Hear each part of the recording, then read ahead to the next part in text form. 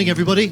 I see so many people here at CBRE. I'd like to welcome you all today. For those of you who don't know me, my name is Stuart Robinson. I head up the planning team, a science which is often considered even more opaque than the one we're going to discuss today. Rights to Light has really risen up the agenda in the last few years. We're really pleased that Mishcon Reya wanted to partner with us, bring our members to the table, bring an excellent panel and discuss this very important issue for the industry. What we've decided to do is to explore the changes in approach following this decision using a case study. I need to make sure that when people apply for planning permission that we're able to deal with it efficiently. Now, one of the issues has been rights to light, and sometimes it's seen that this is a kind of ransom that people move into.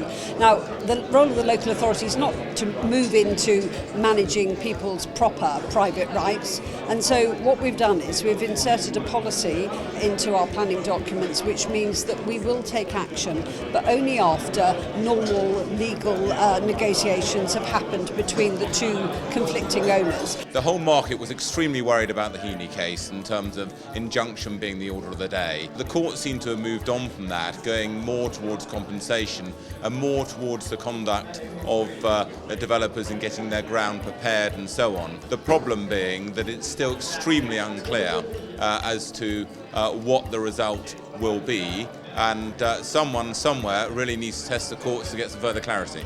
Well, rights of light issues have been at the forefront of developers' thinking for about the last 8 years. The tide is starting to change. The Coventry case is informing opinion and perhaps moving back towards the developers with the balance of power. And there's still no certainty on what the level of compensation will be.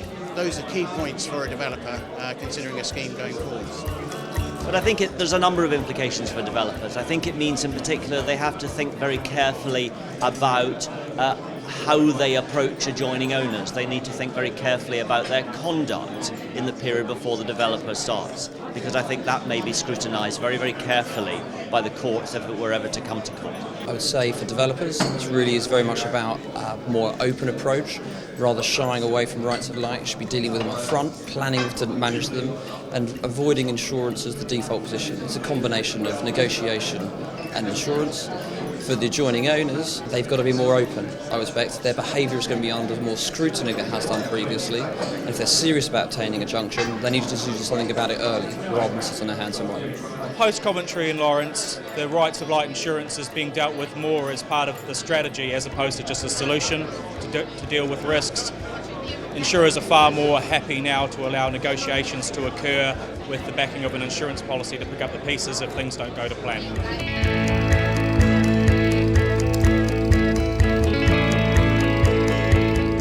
So there is some uncertainty that this case has created, but I think at the same time there are some guidelines and principles we can take. For example, good behaviour from the developer, but also good behaviour from the adjoining owner as well, and that's going to be a real crucial factor now, together with lots of open correspondence, people just acting honestly and openly to show that they've not tried to steal a march on the other party, and I think that's the key from this case.